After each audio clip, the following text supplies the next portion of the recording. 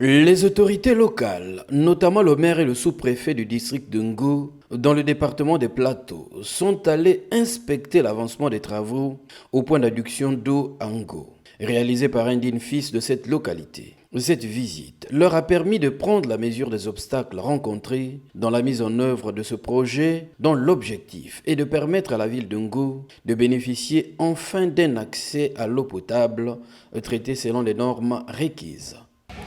Ce qui était comme un rêve est devenu une réalité.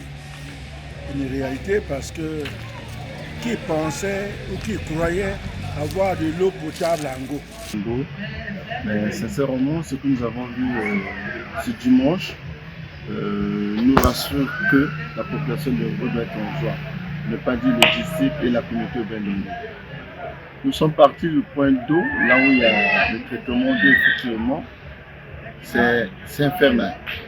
C'est un projet qui est réalisé à 90%. Le reste n'est que les accotements, le pouvoir agencer quelques câbles, quelques fils.